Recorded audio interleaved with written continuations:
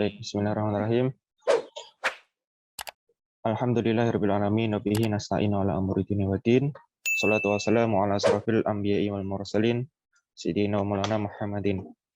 Pertama, marilah kita panjatkan puji syukur kehadirat Allah Subhanahu wa taala yang mana telah melimpahkan rahmat serta hidayahnya sehingga kita semua dapat berkumpul di acara Teh Talk atau Kamisan pada pagi hari ini dengan sehat semuanya, nggih. Yang saya hormati pertama Bapak Muhammad Andri Setiawan selaku Kepala Badan Sistem Informasi Universitas Islam Indonesia. Kemudian yang saya hormati Bapak Ibu Manajemen di lingkungan Badan Sistem Informasi Universitas Islam Indonesia. Kemudian yang saya hormati Bapak Ibu Kadif IT yang ada di lingkungan Universitas Islam Indonesia dan sahabat BSI sekalian yang berbahagia. Pertama-tama sebelum memasuki materi, perkenankanlah saya untuk memperkenalkan diri. Saya Ikhwan Alfat Nurul Fatodi atau teman-teman bisa memanggil saya itu biasanya dengan nama Ikhwan gitu. Untuk saat ini saya berada di tim interoperability di BSI. Kemudian pertama kali masuk di BSI itu tahun 2019. Tahun 2019 sampai sekarang, dan ini rekan-rekan saya. Ada Mas Pandu selaku PO, jadi yang mengomandoi tim intro. Kemudian ada 7 rekan tim member, ada Mas Kolis, kemudian saya, terus ada Pak Imeng, ada Mei, kemudian ada Syaifu, Linda, dan Mas Krismanto. Di sini, di dalam slide ini, di bagian kiri itu ada beberapa logo yang saya tampilkan. Ini merupakan pekerjaan yang kami kerjakan di tim interoperability. Jadi sebelumnya beberapa waktu lalu itu ada teman tim member gitu ya dari tim lain yang bertanya, tim intro itu sebenarnya yang dikerjakan apa gitu. Jadi ya ini beberapa logo yang ini sebenarnya belum semuanya masuk ke slide ini. Jadi ada Docker, ada Nutanix, LXD, cPanel, Plex, GitLab, Rancher, dan lain-lain. Ya kira-kira inilah beberapa teknologi yang kita gunakan, yang di sini juga di-manage oleh tim interoperability. Nah, pada pagi hari ini itu saya berkesempatan untuk menyampaikan materi. Alhamdulillah pagi ini saya membawakan tema dengan judul pengembangan sistem informasi di lingkungan Badan Sistem Informasi di Universitas Islam Indonesia. Sebelumnya ini ada alur pengembangan yang selama ini kami jalankan di BSI. Ya. Di bagian kiri bawah ini ada developer atau rekan-rekan development yang mengerjakan sistem informasi. Dalam hal ini itu pengembangan di UII Gateway gitu. Kalau zaman dahulu itu teman-teman sebelum adanya DevOps tool itu rekan-rekan development itu ketika mau develop aplikasi jadi itu biasanya langsung masuk ke server. Kalau zaman dulu bisa menggunakan FTP, bisa menggunakan SCP, kemudian secara manual gitu lah. Kalau zaman tradisional dulu itu masih sangat manual. Jadi teman-teman programming itu ketika mau masuk ke server itu harus di-copy secara manual. Nah, kelemahannya apa? Kelemahannya ketika aplikasi ada pembaruan. Bisa jadi source code yang di-copy itu ada yang selip atau ada yang ketinggalan. Nah, di BSI itu sudah mengimplementasikan dengan DevOps tool. Dengan alur yaitu teman-teman dev itu melakukan push ataupun pull kode programnya ke GitLab. Setelah kode programnya di-push ke GitLab, itu kemudian di-trigger dengan menggunakan GitLab CI atau CI/CD di GitLab, itu di-trigger dengan file GitLab CI.yaml. Nah, di sini ada namanya SonarQube. Nah, SonarQube sendiri itu salah satu salah satu tahapan yang coba kami adopsi atau kami implementasi untuk meningkatkan dari sisi bug, kemudian dari sisi security, itu ada di SonarQube. Teman-teman bisa akses di scanner gitu ya, scanner BSI Data. Tapi nama toolsnya itu SonarQube. Nah, dari SonarQube ini, dari GitLab CI ini, aplikasi yang didevelop oleh teman-teman dev itu bisa langsung masuk ke server secara otomatis. Bagaimana caranya? Nah, itu dengan kode program tersebut dibungkus dengan Docker file atau dengan file Docker yang nanti akan menjadi sebuah image di Docker. Karena Kubernetes yang kami gunakan ini di sini base-nya menggunakan Docker, jadi teman-teman untuk melakukan pengembangan aplikasi bisa menggunakan Docker di laptop masing-masing. Nah, ketika ini proses CI/CD atau proses scanning yang ada di SonarQube itu telah selesai, maka masuk ke step berikutnya, yaitu dengan proses di build atau dibungkus aplikasi tersebut menjadi sebuah image. Dari image tersebut kemudian di-push ke Google Container Registry atau bisa menggunakan yang lain ya. Kalau di BSI kita menggunakan GCR. Dari GCR ketika image itu sudah di-build menjadi satu, sudah menjadi sebuah aplikasi bundling, itu akan di pull atau dijalankan di atas Kubernetes. Di atas Kubernetes. Nah, ini proses satu kesatuan ini dari CI CD ini merupakan satu kesatuan yang mana nanti ujungnya aplikasi dapat diakses oleh klien di alamat gateway.ui.ac.id. Nah, pertanyaannya bagaimana membungkus kode program tersebut menjadi sebuah image? Nah, mungkin bagi teman-teman development yang sudah lama atau sudah senior, ini nggak jadi pertanyaan gitu ya. Tapi beberapa waktu lalu memang ada beberapa teman-teman yang masih bertanya, ini gimana ya caranya ya untuk menjadi image gitu. Ya, bagi teman-teman development yang sudah senior mungkin ini ya ini sudah jadi makanan sehari-hari ya. Docker image ini merupakan template dasar ya dari Docker container yang mana image ini berisi sistem operasi, bisa menggunakan Ubuntu, bisa menggunakan Alpine, CentOS dan lain sebagainya. Jadi lebih fleksibel. Yang mana di dalamnya itu sudah ada aplikasi atau kode program yang dibuat oleh teman-teman development. Yang nantinya Docker image ini dia dijalankan di atas infrastruktur Kubernetes seperti itu. Di sini ada beberapa contoh image yang telah dibuat gitu. Teman-teman kalau development menggunakan laptop bisa dicek ini Docker image, nanti akan muncul semuanya image yang telah dibuat. Nah, kemudian dari image yang telah dibuat tadi itu bagaimana caranya agar bisa berjalan menjadi Docker container. Yang mana Docker container ini sifatnya itu read write. Kemudian perubahan yang ada di kontainer tersebut itu disimpan di dalam kontainer yang menyebabkan terbentuknya layer baru di atas image. Atau kalau dalam pengembangan itu nanti bisa di-mount, volumenya itu bisa di-mount ke directory tertentu gitu. Nanti akan kita bahas. Kemudian jika kita lihat ini di sini ada image ya. Image ini sebenarnya dia mengambilnya dari local image. Nah, dari sini repository yang telah kita buat tadi. Ini di sini ada contohnya ya, contoh Ikhwan Alfat NLP, kemudian tag-nya apa gitu. Di sini ternyata juga ada nih Ikhwan Alfat NLP, tag-nya apa. Nah, dari image ini dia dijalankan menjadi sebuah kontainer gitu, container base. Nah, nggak dibayangkan ya ketika ini dia menggunakan virtual machine.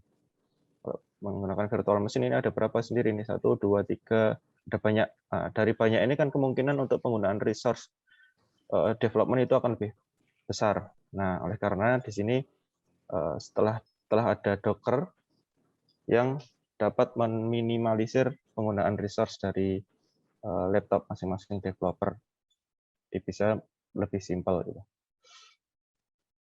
Kemudian ada juga Docker Registry. Docker Registry ini fungsinya apa?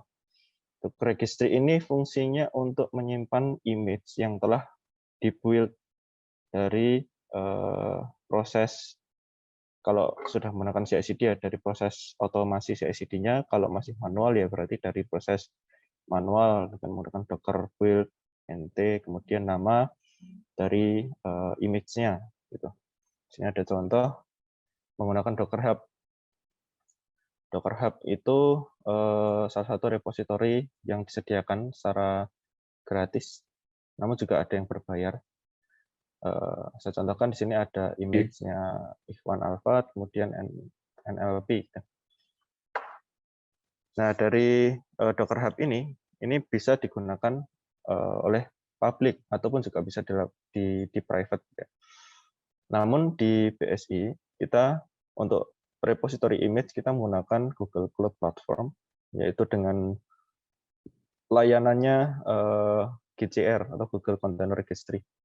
Jadi teman-teman ketika melakukan build image, kemudian mencoba untuk push image ke repository, dia akan larinya ke asiagcr.io. Kemudian timnya apa? Ini sesuai dengan yang ada di GitLab masing-masing tim. Seperti itu. Nah, kemudian Docker file itu isinya apa aja ya? Docker file itu isinya script yang berisi dari serangkaian perintah ya, yang dieksekusi secara otomatis dan berurutan untuk membuat sebuah image. Kalau zaman dahulu itu pengembangan aplikasi itu menggunakan, kalau biasanya kalau PHP itu menggunakan CMPP misalkan. Nah, bahayanya kalau zaman dulu itu antara development sama yang memiliki kendali di server itu nggak sinkron. Jadi sering-sering terjadi crash. Dari laptop developer ini bisa jalan ya, aplikasi. Kok ketika masuk ke server nggak bisa jalan ya? Ya karena ada perbedaan dependensi, ada perbedaan mungkin dari versi sistem operasinya, bisa jadi dari sisi modul yang belum diinstal. Itu sangat sering terjadi. Nah, tapi sekarang posisinya kita sudah dipermudah dengan adanya Docker ini. Kita bisa tuliskan dependensi apa saja yang diperlukan, yang dibutuhkan di layanan aplikasi. Misalkan di sini contohnya dengan menggunakan base-nya itu Ubuntu versinya 18.04. Ternyata ini, saya mau buat image nih untuk meremote Kubernetes gitu, misalkan. Nah, saya hanya butuh aplikasi kubectl aja. Yang lainnya nggak usah diinstal. Dari rangkaian ini itu mempengaruhi nanti besaran dari image yang kita buat gitu.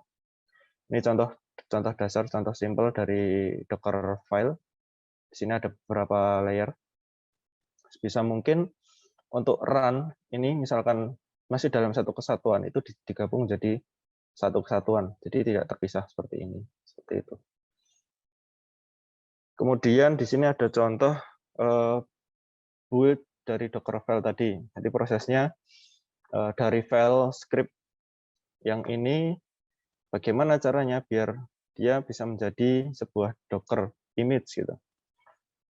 Dari Docker file tersebut dengan perintah docker build mainte, kemudian ini nama image-nya, kemudian tagging-nya apa. Di sini ada titik ya, jangan lupa.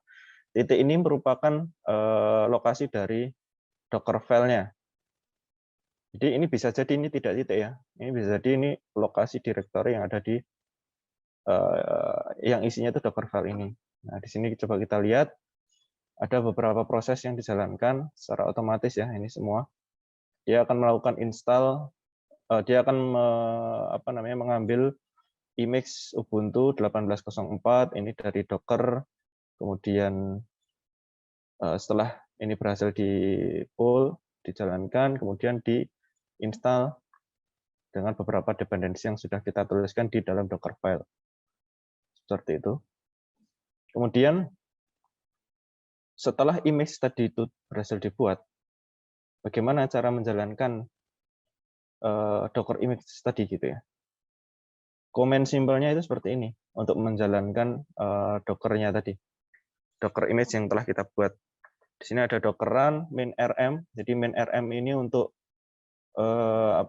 menghapus image, menghapus Docker proses yang sudah tidak digunakan. Maksudnya ketika kita menjalankan Docker run itu kan kita menjalankan proses dengan nama kubectl, dengan image namanya image Ikhwan, kemudian kubectl tagging-nya ini. Nah, setelah kita keluar dari Docker proses, dia tidak numpuk. Jadi prosesnya itu nggak numpuk, dia langsung dihapus dari proses yang ada tersebut. Komennya seperti ini. Komennya seperti ini. Nah, kemudian kalau ini tadi kita menggunakan base-nya itu Ubuntu, bagaimana kalau kita menggunakan base image yang lain? Nah, di sini contohnya misalkan dengan menggunakan base-nya Golang gitu. Mungkin saya contohkan.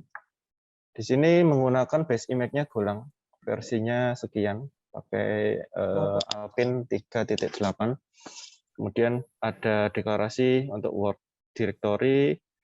Nah, di sini ada proses untuk mengcopy file program menuju ke work directory, yang mana nanti ketika image ini dijalankan, dia akan menjalankan pertama kali itu ini /main, yang mana ada di sini, dideklarasikan di sini. Ini contoh simple dari bahasa pemrograman Golang. Mungkin teman-teman dev udah lebih familiar atau lebih jago ya untuk membuat script-script seperti ini. Ini untuk yang Golang, menggunakan base image-nya Alpine tadi ya. Kemudian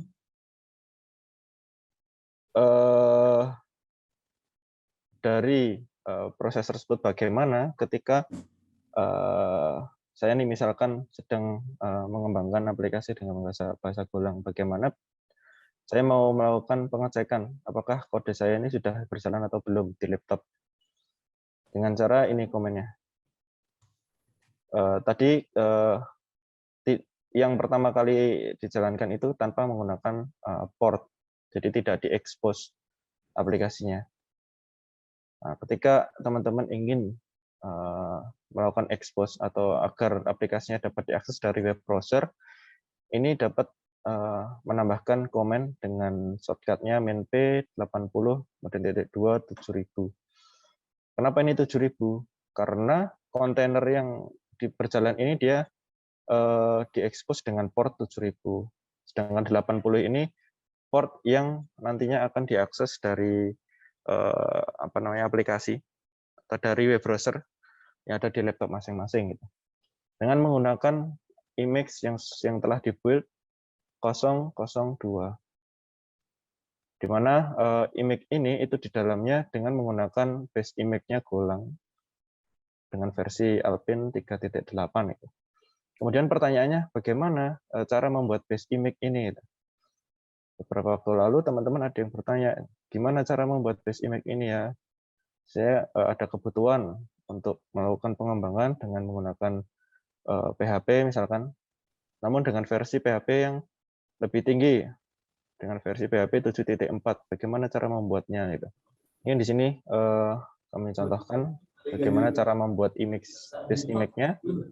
Untuk komennya sama ya, komennya sama docker build maintain, kemudian ini bisa disesuaikan dengan registry atau dari repo registrinya. Kalau kita menggunakan GCR ya Asia, GCR IO, kemudian slash project-nya apa, kemudian slash nama base image-nya apa gitu. Di sini saya contohkan dengan menggunakan Docker Hub dengan username saya, kemudian base image yang akan saya buat. Untuk filenya itu seperti ini. Jadi dalam base image yang saya buat, saya ingin menggunakan base OS-nya itu menggunakan Ubuntu. Kemudian untuk dependensinya, untuk modul-modul yang saya butuhkan, itu saya install di sini. Saya butuh PHP, butuh FPM, dan lain-lain. Ini bisa disesuaikan dengan kebutuhan teman-teman. Nah, saya ingin ketika base image ini dijalankan, itu sudah bisa digunakan untuk mengembangkan aplikasi. Ini sudah menjadi base dasar dari image yang akan saya gunakan gitu ya. Kemudian di sini ada konfigurasi dari Nginx. Yang mana nanti root aplikasi saya akan saya taruh di var www/html gitu ya. Saya menggunakan PHP versi 7.4 .pm. Kemudian di sini ada file ikhwan.sh. Ini untuk menjalankan service, untuk menjalankan layanan yang ada di Docker image, yang ada di Dockernya tadi, dengan service PHP dan juga Nginx. Yang mana ini ikhwan.sh ini akan dijalankan pertama kali saat Docker image ini dijalankan. Deklarasinya ada di mana? Ada di sini. Ini melakukan copy file dari konfigurasi Nginx. Saya taruh di sini. Ini masuk ke yang ini dari file dari local laptop. Yang ini tujuan dari file ini akan ditaruh di mana? Di dalam kontainernya. Kemudian sama, ini juga, dan ini juga. Pertama kali Docker ini dijalankan, dia akan menjalankan shell ini, dia akan menjalankan script ini. Yang mana script ini tadi itu berisi ini untuk menjalankan dua layanan ini dan untuk melakukan pengecekan log. Gitu ya. Seperti itu. Nah, nantinya kontainer ini dia akan running di port 80 ya. Kontainernya akan running di port 80. Baik. Dari situ kemudian di-build, kita akan melakukan penginstalan sesuai dengan kebutuhan, akan update, kemudian akan install Nginx, dan lain-lain seperti yang sudah tertulis di Dockerfile. Kemudian karena di sini saya mencontohkan dengan menggunakan dengan menggunakan Docker Hub, saya perlu login terlebih dahulu. Komennya Docker login, kemudian saya ingin melakukan push ini, image yang sudah saya build, itu akan saya push ke Docker Hub. Bagaimana caranya? Ya, ini komennya, Docker push, kemudian ini username saya, kemudian slash, nama image-nya, kemudian tagging-nya apa. Nah, secara otomatis dia nanti akan push image yang sudah dibuat tadi ke Docker Hub. Nah, dari base image tersebut, itu teman-teman bisa menggunakan ini. Ketika ini di set public, teman-teman bisa menggunakan base image ini untuk mengembangkan aplikasi di laptop masing-masing. Bisa digunakan oleh siapa saja. Nah, kemudian untuk proses pengembangannya bagaimana? Ketika kita sudah membuat base image tadi, apakah bisa langsung dijalankan di lokal laptop? Nah, ketika saya mengembangkan aplikasi, misalkan menggunakan PHP dengan menggunakan Docker, apa kelebihannya gitu? Kelebihannya salah satunya ini, teman-teman. Kita bisa melakukan mounting dari aplikasi kita. Di sini saya contohkan aplikasinya ada di PHP 74, kemudian kode program ya. Contohnya ada di sini, yang mana aplikasi saya yang ada di laptop ini akan saya mounting ke dalam kontainer, yang mana base image-nya tadi menggunakan base image yang baru. Kenapa ini kok base image-nya menggunakan tagging yang seperti ini? Nah, nanti saya jelaskan ya. Di dalam pengembangan aplikasi itu teman-teman bisa lakukan mounting aplikasi atau kode program teman-teman yang ada di lokal laptop seperti itu. Kemudian nanti akan dapat langsung dijalankan di lokal laptop masing-masing. Kemudian seperti ini. Oke, sedikit gambaran tadi kenapa kok Docker image-nya menggunakan ini ya, Ikhwan PHP 74 kode program. Karena saya telah membuat Docker baru gitu ya, dengan base image-nya tadi yang saya contohkan. Jadi ini sudah saya build menjadi image ini, yang mana ini dapat saya gunakan untuk mengembangkan aplikasi baru. Nah, saya contohkan di sini kode programnya ada di kode program. Contohnya hanya ini, index. Kemudian saya taruh di var www.html. Nah, gimana caranya? Biar bisa sinkron antara yang ada di sini dengan yang ada di dalam kontainer nantinya. Kita lanjutkan terlebih dahulu. perlu diperhatikan ya, intinya ada di sini. Ketika mau mengembangkan aplikasi dari lokal laptop dengan menggunakan base image yang sudah jadi. Jadi kalau zaman dahulu itu menggunakan CMPP, filenya ada di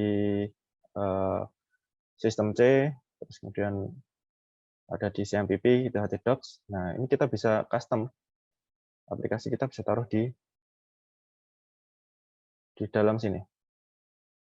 Dalam sini, kemudian nantinya akan dimonting ke dalam kontainer yang ada di sini.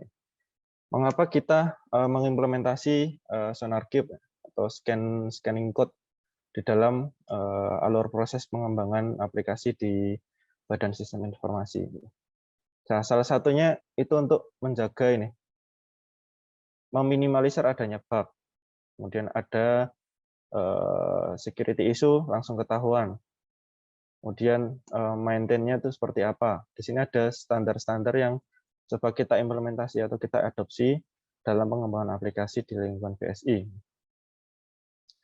Nah, SonarQube sendiri ini salah satu tools yang dapat membantu pengembangan gitu ya. Tapi juga kadang bisa menghambat pengembangan gitu. Karena ketika menggunakan scanner ini perlu proses-proses tambahan ketika ada vulner atau ketika ada bug. Jadi kode program itu tidak dapat langsung masuk ke server. Jadi dia akan di stop terlebih dahulu di proses analisis atau di scanner ini, yang mana nanti akan dikembalikan lagi ke developer. Developer memperbaiki, bug-nya selesai, semua sudah hijau, baru nanti aplikasi atau kode program itu dijalankan lagi menggunakan CI/CD.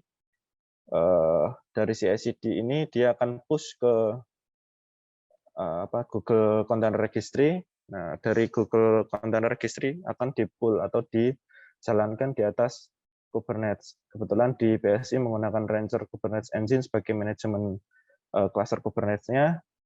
Setelah aplikasi berjalan di atas Kubernetes, dia akan diproxy menggunakan Nginx dan muaranya ada di domain gateway.ui.ac.id. Semua aplikasi ada di domain ini. Namun di belakang, di balik domain ini ada banyak tahapan, ada banyak layanan yang mesti di-manage oleh teman-teman development, interoperability. Nah, di tim interoperability dan developer, itu mesti juga ada di balik layar itu tim NDC yang memegang jaringan dan juga kelistrikan yang ada di data center. Jadi semua satu kesatuan ini harus saling bahu-membahu, saling menjaga kolaborasinya gitu ya, supaya aplikasi tetap berjalan dengan baik, dengan optimal. Nah, ini juga penerapan SonarQube ini juga menjadi salah satu tahapan untuk membantu tim SOC, jadi timnya Mas Agus itu memang tim ya 3 orang tapi menguasai semuanya gitu ya. Semua lini dijaga oleh tim SOC. Jadi tanggung jawab dari keamanan itu tidak hanya di sisi tim SOC saja. Jadi tanggung jawab keamanan itu ada di semua layer gitu. Ada di layer 7, dari tim NDC juga mencoba menjaga layanan dari celah keamanan itu dengan salah satunya Palo Alto, ada di layer atas-atasnya gitu. Seperti itu. Kemudian sedikit saya demokan untuk langkah-langkah yang tadi saya presentasikan. Di sini ada file dengan nama gitlab.ci.yaml gitu. Isinya apa gitu? Tahapannya apa saja saat melakukan pengembangan aplikasi. Di sini ada tahapan analisis. Analisis itu dia mengambil dari stack ini. Jadi ini itu sesuai dengan stack yang ada di sini. Kita menggunakan SonarQube, base image dari analisis, dari scannernya, dan dia nanti akan otomatis. Akan langsung melakukan otomatis berjalan. Dia akan melakukan scanning. Ketika scanning lolos, akan lanjut ke stage berikutnya, yaitu proses build. Nah, dari proses build ini itu sebenarnya prosesnya itu sama ya. Di sini kita menggunakan Kaniko sebagai eksekutornya, kemudian project-nya apa, Docker file-nya itu lokasinya ada di mana, ini kebetulan ada di root project. Nah, kemudian destinasi. Destinasinya ini disesuaikan dengan variabel yang sudah dideklarasikan, version image itu ada di sini. Nah, karena ini di development, maka versi image-nya seperti ini komennya. Dia nanti akan random. Nah, ketika nanti masuk ke staging dan production, ini sudah ada standarnya juga dari yang kita adopsi gitu ya. Kalau staging itu penulisannya seperti apa, kalau production itu penulisannya seperti apa, itu sudah ada standarisasinya gitu. Jadi untuk melakukan tracing image yang stable sama yang masih alpha beta itu bisa kelihatan gitu. Kalau biasanya tagging apa namanya alpha beta RC itu ada di staging, jadi belum digunakan di layanan production gitu. Gitu. Kemudian setelah di-build, apa prosesnya? Yaitu di-deploy. Setelah di-build, ini kan ada proses build, kemudian ada proses deploy. Proses deploy ini sebenarnya membantu teman-teman development untuk meminimalisir adanya manual proses gitu ya. Ya sebenarnya kalau kita mendapatkan secret dari cluster Kubernetes-nya, ini ada cluster dev, ini bisa kita jalankan di local laptop. Nah, tapi hal-hal seperti ini kan sesuatu yang selalu sama itu ya komennya. Kita apa namanya udah build, udah jadi nih, udah otomatis saja semuanya. Kemudian kalau sudah selesai dari tahapan ini, maka akan dideploy ke dalam server secara otomatis. Ini meminimalisir adanya human error gitu, adanya typo, adanya salah penempatan apa cluster. Ini kan bisa jadi resiko. Harusnya masuknya ke dev, kok dia masuknya ke production, itu kan jadi bahaya. Maka tahapan-tahapan otomatis ini sangat-sangat membantu gitu dari tahap pengembangan di Badan Sistem Informasi. Kemudian di sini ada proses untuk merubah variabel nilai yang ada di file dev deployment gitu ya. Variabel nilai ini disesuaikan dengan tagging yang tadi dijadikan sebagai trigger. Kalau ini di development dia kan ambilnya dari variabel ini. Nih. Ini kemudian dirubah yang /dev ini dirubah menjadi apa namanya random apa namanya tadi random sort SHA itu. Jadi set ini untuk merubah image yang telah berhasil di-build yang akan dideploy ke dalam server gitu. Kemudian kubectl apply ini kan juga komen-komen yang bisa dilakukan secara manual sebetulnya. Setelah apply, deploy, setelah diubah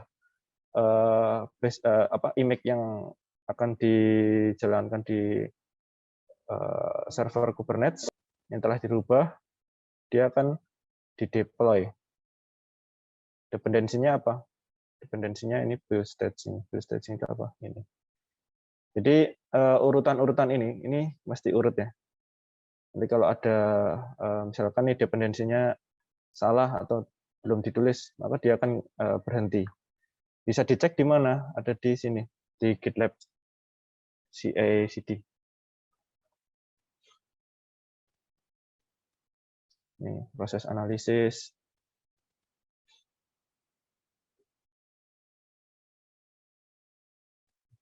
Oke, proses analisis bisa dilakukan pengecekan, dia akan melakukan analisa. Ini prosesnya, nanti teman-teman bisa cek di alamannya scanner.bsi.io gitu kan ya.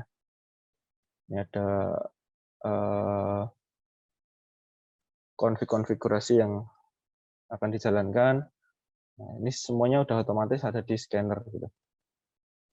Teman-teman sudah familiar ya dengan ini. Oke, kemudian setelah GitLab CI, coba kita lihat yang ada di deployment. Sebenarnya apa sih yang ada di deployment gitu ya? Ini yang perlu diperhatikan teman-teman sekalian. Tadi ada komen untuk merubah variabel production ini menjadi image. Setelah itu di deploy gitu ya. Ada yang lebih penting lagi, itu di bagian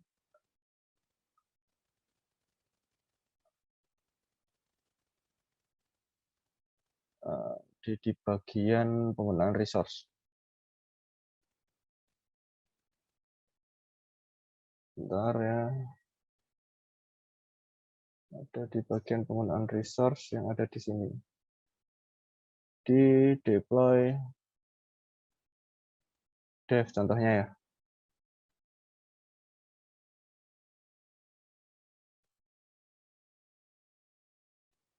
Gitu, yang ada di dev. Penggunaan resource dari aplikasi yang ada di sini nih. Ini menjadi penting. Jadi penggunaan resource ini menjadi penting ya. Limitnya berapa, kemudian request-nya berapa. Jadi pertama kali image ini dijalankan, dia akan langsung request CPU sekian, kemudian memorinya sekian. Ini menjadi penting. Jadi jangan over dan juga jangan kurang gitu. Ketika over itu nanti di Kubernetes juga dia akan reserve-nya over. Ya sebenarnya nggak apa-apa, cuman nanti ketika ada request yang besar ke dalam layanan ini, misalkan ini ada di out, ketika ini yang request ke sini itu besar, dia melebihi batas limit, nah itu kalau cuma satu kontainer atau satu aplikasi nggak jadi masalah. Jadi kalau semuanya itu over, nanti akan jadi masalah. Bebannya akan lebih besar gitu ya. Gitu. Oke. Itu untuk proses alurnya. Kemudian, oke, ini Docker saya sudah jalan. Coba saya akan mendemokan yang tadi ya. Oke. Oke. Clear. Jadi akan mendemokan yang ini. Bagaimana nih cara menjalankan ini? Kita copy saja. Dan kita paste.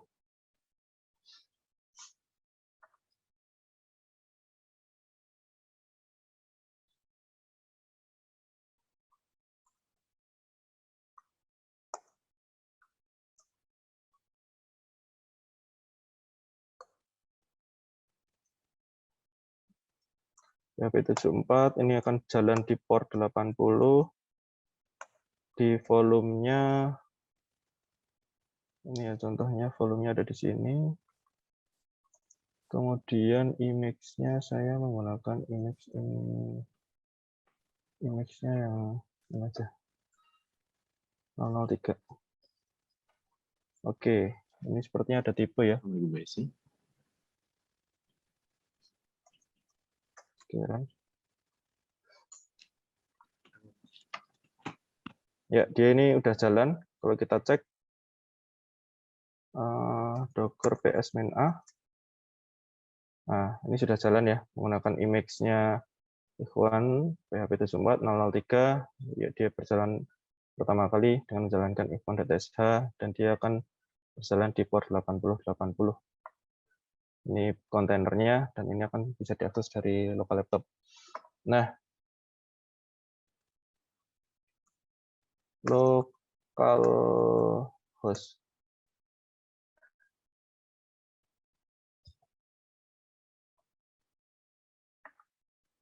Forbidden. Coba kita cek.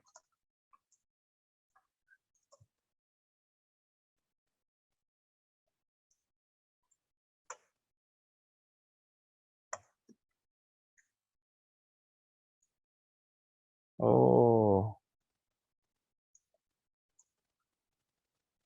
Oke.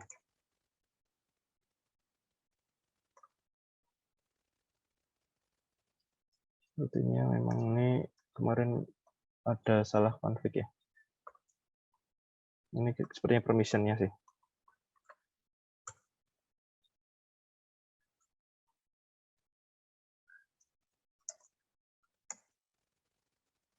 Oh, image-nya belum saya build yang tadi.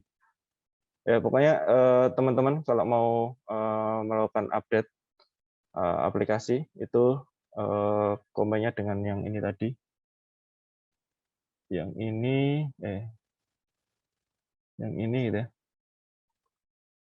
Ini bisa disesuaikan dengan kebutuhan teman-teman. Keren ini nama kontainernya nanti apa, ini akan diakses dari browser itu dengan port berapa, ini kontainernya diekspos di port berapa, kemudian aplikasi teman-teman itu ada di mana, dan di dalam kontainer itu nanti dijalankan di folder apa gitu ya. Seperti itu kira-kira. Ini perlu diteruskan terlebih dahulu, namun intinya untuk pengembangan aplikasi, teman-teman bisa menjalankan komen ini. Gitu. Base image-nya ini bisa disesuaikan dengan kebutuhan dari teman-teman semuanya. Dan dengan limitnya waktu, ini masih ada 2 slide sepertinya. Akan saya lanjutkan terlebih dahulu ya. Nah, teman-teman development, ini kalau di BSI itu sudah familiar ya dengan dashboard ini. Teman-teman bisa melakukan login ke dalam cluster Kubernetes yang dimanage dengan Rancher, ini dengan menggunakan SSO. Nah, pertanyaannya seperti ini. Beberapa waktu lalu ada yang bertanya, saya login menggunakan akun, misalkan timnya finance gitu ya, tim keuangan. Kok ini di sini disconnect? Sedangkan dengan menggunakan akun yang sama, melakukan Docker exec gitu ya, atau Mozilla exec itu kok di tim survei bisa atau connected dengan akun yang sama. Jadi seperti ini teman-teman. Dari antar tim, tim A, tim B, tim C itu sudah diberikan akses masing-masing di tiap project gitu ya. Dari tim intro atau dari kami itu tidak melakukan pembatasan sebetulnya, hanya saja untuk ngawekan ya, apa jenenge, meminimalisir adanya human error gitu tadi. Misalkan nih ada salah satu tim member yang sudah sore ya, sudah capek, ternyata klik kanan kemudian delete, yang mana seharusnya dia melakukan penghapusan di layanan survei, malah menghapus di layanan finance. Itu kan jadi masalah. Jadi beberapa RBAC atau role based access-nya itu sudah kami sesuaikan dengan masing-masing kebutuhan tim. Misalkan tim membernya A, dia nanti akan bisa melakukan explore, bisa apapun lah, itu melakukan apapun di project A gitu. Dan begitu juga dengan tim member B. Tim member B dia nanti akan bisa melakukan eksekusi dengan permission owner itu di project B juga, seperti itu. Jadi ya ketika ada kebutuhan misalkan nih, belum lama ini Mas Kur gitu ya, Mas Kur itu ada kebutuhan untuk melakukan pengembangan di legacy app. Legacy app itu ada di project-nya intro. Kejadiannya juga sama. Saya masuk ke project keuangan, ini connected, tapi kok masuk ke project intro yang mau saya buat, itu kok disconnected. Itu kenapa? Kayak karena role access-nya tadi. Mas Kur tidak mendapatkan role access di project intro. Gimana caranya? Ya bisa request ke IT support atau bisa request ke tim interoperability untuk menambahkan role. Yang jelas, yang penting jelas ini untuk kebutuhannya seperti apa gitu. Kebutuhannya untuk mengembangkan aplikasi di legacy app, ya nanti akan kami tambahkan role di di project misalkan yang tadi intro gitu ya. Seperti itu. Jadi kurang lebihnya seperti itu. Karena dulu pernah kejadian gitu ya. Memang sudah sore itu sudah capek. Yang mestinya itu melakukan penghapusan di aplikasi di development, malah yang kehapus yang staging gitu ya. Itu kan jadi masalah. Nah, boleh jadi untuk mengendalikan 7 tim member itu sepertinya jauh lebih mudah daripada untuk menjaga 80 orang yang ada di BSI ini untuk terjadi kesalahan tersebut. Jadi ya ketika ada salah klik atau salah penghapusan itu hanya salahnya itu ada di project tersebut. Jadi tidak mengganggu project-project yang lain seperti itu. Harapannya seperti itu. Jadi kurang lebihnya seperti itu, Bapak Ibu, rekan-rekan sekalian, untuk tahapan pengembangan yang aplikasi yang ada di bawah layanan Badan Sistem Informasi. Harapannya gitu ya. Harapannya ketika ada permintaan aplikasi dari eksternal, misalkan dari pihak eksternal itu menggunakan vendor misalkan ya, menggunakan vendor ya perlu diperhatikan requirement-nya gitu. Requirement apa, kebutuhan apa yang ada di sisi vendor yang nantinya akan disesuaikan di sisi server BSI. Jangan terus minta server aja, setelah itu kebutuhannya apa, kita diminta untuk meraba-raba gitu. Mestinya ada dokumentasi yang jelas dari pihak eksternal.